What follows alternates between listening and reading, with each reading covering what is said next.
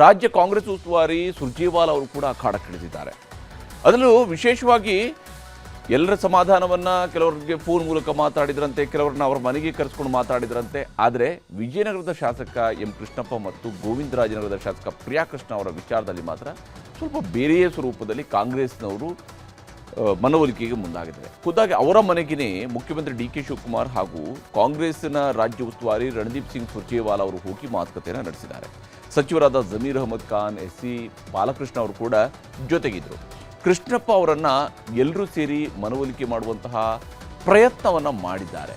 ನಿಮ್ಮ ಹಿರಿತನವನ್ನು ನಾವು ಗೌರವಿಸ್ತೀವಿ, ನಿಮ್ಮ ಮಗನ ಭವಿಷ್ಯವನ್ನು ನೋಡ್ಕೊಳ್ತೀವಿ, ಅವ್ರಿಗೆ ಮುಂದೆ ಅವಕಾಶ ಮಾಡಿಕೊಳ್ತೀವಿ, ಏನೋ ಮಿಸ್ಟೇಕ್ ಆಗಿದೆ, ನಿಮ್ಮ ಹೆಸರು ಇರಬೇಕಾಗಿತ್ತು ಲಿಸ್ಟಲ್ಲಿ, ಈ ರೀತಿಯಾದಂತಹ ಮಾತುಗಳು ಕೂಡ ನಡೆದಿದ್ದಾವೆ.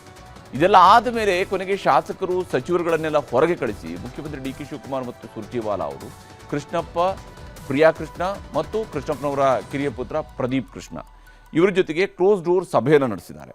ಸಂಜೆ 6 ಗಂಟೆಯಿಂದ ರಾತ್ರಿ 8:30 ಕೂಡ ಮನವೊಲಿಕೆ ಕೆಲಸ ನಡೆಯಿತು. ಆದರೆ ಮಂತ್ರಿ ಸ್ಥಾನ ಬಿಟ್ಟು ಬೇರೆ ಏನು ಕೊಟ್ಟರು ಕೂಡ ನನಗೆ ಒಪ್ಪಿಗೆ ಇಲ್ಲ ಅಂತ ಹೇಳಿ ಶಾಸಕ ಕೃಷ್ಣಪ್ಪ ಅವರು ಕಡ್ಡಿ ಮುರಿದತ್ತೆ ಹೇಳಿದ್ದಾರೆ.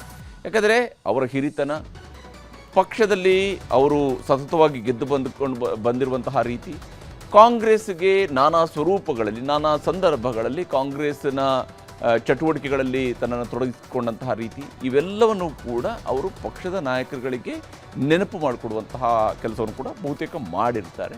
ಅದಾದ ನಂತರ ಮನವೊಲಿಕೆಯ ನಂತರ ಯಾರು ಏನೆಲ್ಲ ಹೇಳಿದ್ದಾರೆ, ಸುರ್ಜೇವಾಲಾ ಅವರು ಏನು ಹೇಳಿದ್ದಾರೆ ಅನ್ನೋದು ನಿಮ್ಗೆ ತೋರಿಸ್ತೇನೆ. 100% certain. Other decisions, will you speak to them? Will you try to compromise? Every single Patil has already come back. He didn't go anywhere. With due regards, Yashwant Bhai was always a part of the Congress family. He expressed his genuine disappointment. What is wrong with it? He has a right to express his disappointment. We met him, we spoke to him. Chief Minister spoke to him, PCC President spoke to him, former Chief Minister spoke to him, all of us spoke to him, and I'm extremely happy that I believe that without him, Congress party in Bijapur district and surrounding districts would not be strong.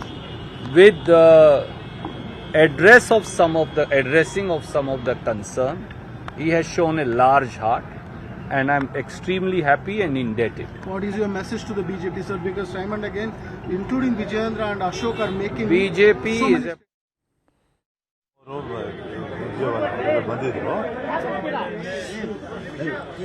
ಬಂದಿದ್ರು mistake ಆಗಿದೆ, ಸರಿ ಮಾಡ್ತೀವಿ. ಹೇಗೆ ಮಾಡ್ಕೊಡ್ತಾರಂತೆ sir? ಈಗ 32 complete ಆಗೋಗಿದೆ, ಒಂದೇ ಒಂದು ಅವ್ರು ಹೇಳಿದ ಅರ್ಥ ಆಯ್ತಾ ನನಗೆ? ಅದನ್ನ ನಾನು ಹೇಗೆ ಮಾಡಿಕೊಡ್ತಾರೆ ಅದೆಲ್ಲ ಬೇಡ. ಮಿಸ್ಟೇಕ್ ಆಗಿದೆ, ತಪ್ಪಾಗಿದೆ, ಮಾಡ್ತೀನಿ ಅಂತ ಹೇಳಿ ನಿರೀಕ್ಷೆ ಇದೆ ಸರ್. ಜನಗಳಿಗೆ ಹೇಳ್ಬೋದಾ ಅಂತೇಳಿ ಅದೇ ಹೇಳಿದ್ದಾರೆ ಅಷ್ಟೇ. ಖಂಡಿತವಾಗ್ಲೂ ನಮ್ಮೆಲ್ಲ ಮಿಸ್ಟೇಕ್ ಆಗಿದೆ, ಎಲ್ಲಿ ಮಿಸ್ಟೇಕ್ ಆಗಿದೆ ಅಂತ ಗೊತ್ತಿಲ್ಲ. ಮಿಸ್ಟೇಕ್ ಅಂತೂ ಆಗಿದೆ, ತಪ್ಪಾಗಿದೆ, ಸರಿ ಮಾಡ್ತೀವಿ ಅಂತ ಹೇಳಿ. ಹೀಗೆ ಮಿಸ್ಟೇಕ್ ಆಗಿದೆ, ಸರಿ ಮಾಡ್ಕೊಳ್ತೀವಿ ಅಂತ ಹೇಳಿದ್ದಾರೆ ಅನ್ನೋದನ್ನು ಕೃಷ್ಣಪ್ಪ ಅವರು ದೃಢಪಡಿಸಿದ್ದಾರೆ. ಅಲ್ಲಿಗೆ ಮಾತುಕತೆ ಏನು ಒಂದು ಹಂತದವರೆಗೆ ನಡೆದಿದೆಯಲ್ಲ, ಈ ಮಾತುಕತೆ ಅಂದರೆ ಅವರು ಭಾಳ ಆಗಿ ನನಗೆ ಮಾಡದಿದ್ರೆ ಮಂತ್ರಿ ಸ್ಥಾನವನ್ನು ಕೊಡಿ, ಇಲ್ಲದೆ ಹೋದರೆ ಬೇಡ ಅನ್ನುವಂಥ ರೀತಿಯಲ್ಲಿ ಬಹುತೇಕ ಮಾತಾಡಿದಂತೆ. ಹೀಗಾಗಿ ಪಕ್ಷದ ನಾಯಕರುಗಳು ಕೂಡ ನಮ್ಮಿಂದ ಮಿಸ್ಟೇಕ್ ಆಗಿದೆ, ಸರಿಪಡಿಸ್ತೀವಿ ಅನ್ನುವಂಥ ಮನವೊಲಿಕೆಯನ್ನು ಮಾಡುವಂತಹ ಕೆಲಸವನ್ನು ಮಾಡಿದ್ದಾರೆ. ಇನ್ನೊಂದು ಕಡೆ ಕೆಪಿಸಿಸಿ ಅಧ್ಯಕ್ಷ BK ಹರಿಪ್ರಸಾದ್ ಅವರು ಮಾಜಿ ಸಚಿವ ಹಾಗೂ ಹಿರಿಯ ಶಾಸಕರು, ಕೆಪಿಸಿಸಿಯ ಮಾಜಿ ಅಧ್ಯಕ್ಷರಾಗಿರುವಂಥ ದಿನೇಶ್ ಗುಂಡೂರಾವ್ ಅವರ ಮನೆಗೂ ಕೂಡ ಹೋಗಿದ್ದರು. ಹಾಗೆಯೇ ಮಾಜಿ ಸಚಿವರಾಗಿರುವ HK ಪಾಟೀಲ್ ಅವರ ಮನೆಗೂ ಕೂಡ ಹೋಗಿ ಮನವೊಲಿಕೆ ಕೆಲಸವನ್ನು ಮಾಡಿದ್ದಾರೆ. ದಿನೇಶ್ ಗುಂಡೂರಾವ್ ಅವರನ್ನು ಒಂದು ಹಂತಕ್ಕೆ ಹರಿಪ್ರಸಾದ್ ಅವರು ಮನವೊಲಿಸಿದ್ದಾರೆ. ಆದರೆ HK ಪಾಟೀಲ್ ಮಾತ್ರ ಹರಿಪ್ರಸಾದ್ ಅವರ ಸಂಧಾನಕ್ಕೆ ಬಗ್ಗಿಲ್ಲ. ಹೀಗಾಗಿ ಸುರ್ಜೇವಾಲಾ ಅವರೇನೇ HK ಪಾಟೀಲ್ ಅವರ ಮನೆಗೂ ಕೂಡ ಹೋಗ್ತಾ ಇದ್ದಾರೆ, ಅವ್ರ ಜೊತೆಗೆ ಮಾತುಕತೆಯನ್ನು ನಡೆಸ್ತಾ ಇದ್ದಾರೆ. ಎಲ್ಲರೂ ಕೂಡ ಹಿರಿಯ ನಾಯಕರುಗಳೇ, ಅವರೆಲ್ಲರೂ ಕೂಡ ಕಾಂಗ್ರೆಸ್ ಪಕ್ಷದ ಕಟ್ಟಾಳುಗಳೇ. ಆದರೆ ಪ್ರತಿಯೊಬ್ಬರಿಗೂ ಕೂಡ ಅವರದೇ ಆದಂತಹ ಅಸಮಾಧಾನಗಳಿದ್ದಾವೆ. ಕೆಲವರು ಕೇಳ್ತಾರೆ ಅಂತ, ದಿನೇಶ್ ಗುಂಡೂರಾವ್ ಅವರಂಥವ್ರು ಕೇಳ್ತಿರೋದು ಏನನ್ನ, ನೀವು ಬದಲಾವಣೆ ಮಾಡಿ, ಆದರೆ ನಾವು ನನಗೆ ಹೇಳಿ ಮಾಡ್ಬೋದಾಗಿತ್ತಲ್ಲ, ನಮಗೆ ಮಾಹಿತಿಯನ್ನು ಕೊಟ್ಟು ನೀವು ಬದಲಾವಣೆ ಮಾಡಬಹುದಾಗಿತ್ತಲ್ಲ ಅನ್ನೋಂಥ ಮಾತನ್ನು ಹೇಳಿದ್ದಾರೆ. ಇನ್ನು ಬೆಳಗ್ಗೆಯಿಂದಲೂ ಕೂಡ ಮುಖ್ಯಮಂತ್ರಿ ಡಿ ಕೆ ಶಿವಕುಮಾರ್ ಅವರು ಮುನಿಸ್ಕೊಂಡಿದ್ದಂಥ ಅನೇಕ ಕಾಂಗ್ರೆಸ್ ಕಲಿಗಳ ಮನವೊಲಿಸುವುದರಲ್ಲಿ ಬಹುತೇಕ ಯಶಸ್ವಿಯಾಗಿದ್ದಾರೆ. ಶಿರಾ ಶಾಸಕರಾಗಿರುವಂಥ TB ಜಯಚಂದ್ರ ಅವರು ಅಧಿವೇಶನದಲ್ಲಿ ಪ್ರತಿಪಕ್ಷಗಳ ಕಡೆಗೆ ಅಥವಾ ತಮಗೆ ಪ್ರತ್ಯೇಕವಾದಂಥ ಆಸನದ ವ್ಯವಸ್ಥೆಯನ್ನು ಮಾಡಿಕೊಡಿ ಅಂತ ಹೇಳೆಲ್ಲ ಯೋಚನೆಯನ್ನು ಮಾಡ್ತಾ ಇದ್ರು. ಆದರೆ CM DK ಶಿವಕುಮಾರ್ ಅವರು ಜಯಚಂದ್ರ ಅವರಿಗೆ ಪಕ್ಷದಲ್ಲಿ ಇಲ್ಲಾಂದರೆ ಸರ್ಕಾರದಲ್ಲಿ ಒಳ್ಳೆಯ ಸ್ಥಾನವನ್ನು ಕೊಡ್ತೀವಿ ಅನ್ನುವಂತಹ ಭರವಸೆಯನ್ನು ಕೊಟ್ಟಿದ್ದಾರೆ. ಹೀಗಾಗಿ ಟಿ ಬಿ ಜಯಚಂದ್ರ ಅವರು ಸದ್ಯಕ್ಕೆ ಸಿಟ್ಟು ತಣ್ಣಗಾಗಿದೆ ಅವರ ಮಟ್ಟಿಗೂ ಕೂಡ. ಸಂಪುಟ ವಿಸ್ತರಣೆ ಆದ ದಿನವೇ ಇಂಡಿ ಶಾಸಕರಾಗಿರುವಂಥ ಯಶವಂತರಾಯಗೌಡ ಪಾಟೀಲರು ಇನ್ನೂ ಸಂಪುಟದ ಹೊಸ ಸಚಿವರುಗಳು ಪ್ರಮಾಣ ವಚನ ಸ್ವೀಕರಿಸೋದಕ್ಕಿಂತ ಮುಂಚಿತವಾಗಿಯೇ ಮಾಜಿ ಉಪಾಧ್ಯಕ್ಷರಾಗಿರ್ತಕ್ಕಂಥ ಈಗಿನ ಸಚಿವರ ಬಳಿಗೆ ಹೋಗಿ ಅವರು ರಾಜೀನಾಮೆ ಪತ್ರವನ್ನು ಕೊಟ್ಟು ಬಂದಿದ್ದರು. ಆದರೆ ಆ ಮೂಲಕ ಅಸಮಾಧಾನವನ್ನು ಹೊರಹಾಕಿದರು. ಆದರೆ ಇವತ್ತು ಅದೇ ಯಶವಂತರಾಯಗೌಡ ಪಾಟೀಲರು ಇನ್ನು ಲಮಾಣಿಯವರಿಗೇನೋ ಅವರು ರಾಜೀನಾಮೆ ಪತ್ರವನ್ನು ಕೊಟ್ಟಿದ್ದರು. ಇವತ್ತು ಯಶವಂತರಾಯಗೌಡ ಗೌಡರು ಹೋಗಿ ತಮ್ಮ ರಾಜೀನಾಮೆಯನ್ನು ವಾಪಸ್ ಪಡ್ಕೊಂಡಿದ್ದಾರೆ. ಅದಕ್ಕೆ ಬೇಕಾಗೋದು ಪತ್ರವನ್ನು ಕಳಿಸ್ಕೊಟ್ಟಿದ್ದಾರೆ. ಖುದ್ದು ಮುಖ್ಯಮಂತ್ರಿಯವರೇ ಫೋನ್ ಮಾಡಿ 10 ನಿಮಿಷ ಇಂಡಿ ಶಾಸಕರ ಸಿಟ್ಟನ್ನು ತಣ್ಣಗಾಗಿಸಿದರು. ಈಗ ಯಶವಂತರಾಯಗೌಡ ಪಾಟೀಲರು ಕಾರಣಾಂತರಗಳಿಂದ ಶಾಸಕ ಸ್ಥಾನಕ್ಕೆ ರಾಜೀನಾಮೆಯನ್ನು ಕೊಟ್ಟಿದ್ದೆ, ಈಗ ರಾಜೀನಾಮೆಯನ್ನು ವಾಪಸ್ ಪಡಿತಾ ಇದ್ದೀನಿ ಅಂತ ವಿಧಾನಸಭೆ ಕಾರ್ಯದರ್ಶಿಯವರಿಗೆ ಪತ್ರವನ್ನು ರವಾನಿಸಿದ್ದಾರೆ.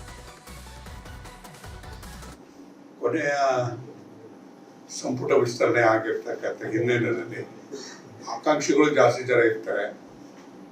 ಅವರವರ ಭಾವನೆಗಳು, ಜಿಲ್ಲೆ ಮಟ್ಟದ ಸಮಸ್ಯೆಗಳು, ಕ್ಷೇತ್ರದ ಸಮಸ್ಯೆಗಳು ಇವೆಲ್ಲದೂ ಕೂಡ ಸ್ವಾಭಾವಿಕವಾಗಿರ್ತದೆ. ಹಾಗಾಗಿ ಎಲ್ಲ ಏಕಕಾಲಕ್ಕೆ ಉಲ್ಬಣ ಆಗಿರ್ತಕ್ಕಂಥ ಹಿನ್ನೆಲೆಯಲ್ಲಿ ಒಂದು ಸ್ವಲ್ಪ ಗೊಂದಲ ಆಗಿದೆ. ಮುಖ್ಯಮಂತ್ರಿಗಳ ಜೊತೆ ಕೂಡ ಚರ್ಚೆ ಮಾಡಿದ್ವಿ. ಇವತ್ತು ತಮಗೆಲ್ಲ ಗೊತ್ತಿದೆ, ಕರ್ನಾಟಕ ಸರ್ಕಾರದ 2ನೇ ಅವಧಿಯ ಮಂತ್ರಿಮಂಡಲ ರಚನೆ ಆಗಿದೆ. ಅದಾದ ನಂತರ ಅನೇಕ ವಿಚಾರಗಳನ್ನು ನೀವೆಲ್ಲ ಗಮನಿಸಿದ್ದೀರಿ.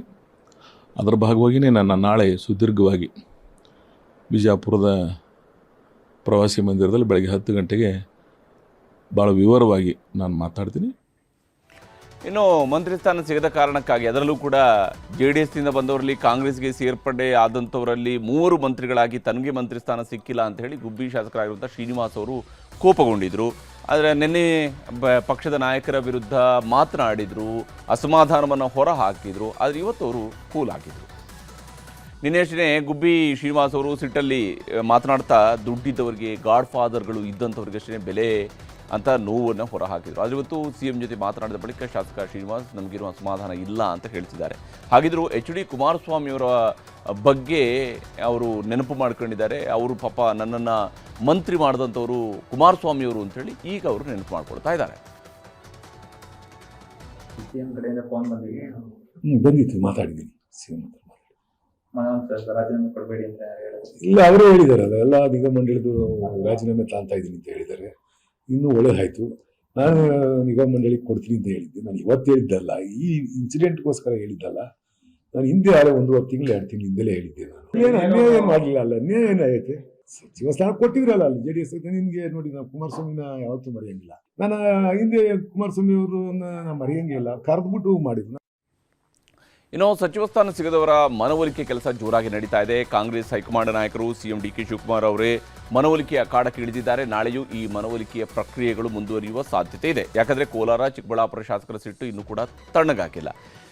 ಇಲ್ಲಿ ಕೋಲಾರ ಮತ್ತು ಚಿಕ್ಕಬಳ್ಳಾಪುರ ಭಾಗದಲ್ಲಿ ಅವಕಾಶ ವಂಚಿತರ ಕಿಚ್ಚು ಉಳಿದೆಲ್ಲ ಕಡೆಗಿಂತ ಸ್ವಲ್ಪ ಜೋರಾಗಿಯೇ ಮುಂದುವರೆದಿದೆ. ಸಚಿವ ಮುನಿಯಪ್ಪ ಅವರ ವಿರುದ್ಧ ಕೋಲಾರ, ಚಿಕ್ಕಬಳ್ಳಾಪುರ ಶಾಸಕರು ಸಿಟ್ಟು ತಾರಕಕ್ಕೇರಿದೆ. ಬಾಗೇಪಲ್ಲಿ ಶಾಸಕ ಸುಬ್ಬಾರೆಡ್ಡಿ ಅವರಿಗೆ ಮಂತ್ರಿ ಸ್ಥಾನವನ್ನು ಕೊಟ್ಟಿಲ್ಲ ಅಂತ ಹೇಳಿ ಅವರ ಬೆಂಬಲಿಗರು ಬಾಗೇಪಲ್ಲಿ, ಗುಡಿಬಂಡೆ, ಚೇಳೂರಿನಲ್ಲಿ ಬಂದ್ ಆಚರಿಸಿದ್ದಾರೆ.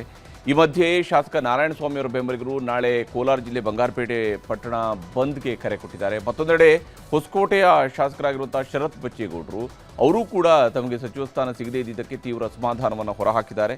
ಇನ್ನೊಂದು ಕಡೆ ಖಾಲಿ ಇರುವ ಒಂದೇ ಒಂದು ಮಂತ್ರಿ ಸ್ಥಾನವನ್ನು ನಮ್ಗೆ ಕೊಡಿ ಅಂತ ಹಲವು ಶಾಸಕರು, ಮಾಜಿ ಸಚಿವರು ಸಿದ್ದರಾಮಯ್ಯನವರ ಮುಂದೆ, CM DK ಶಿವಕುಮಾರ್ ಮುಂದೆ ಹೋಗಿ ಮನವಿಯನ್ನು ಮಾಡ್ಕೊಳ್ತಾ ಇದ್ದಾರೆ.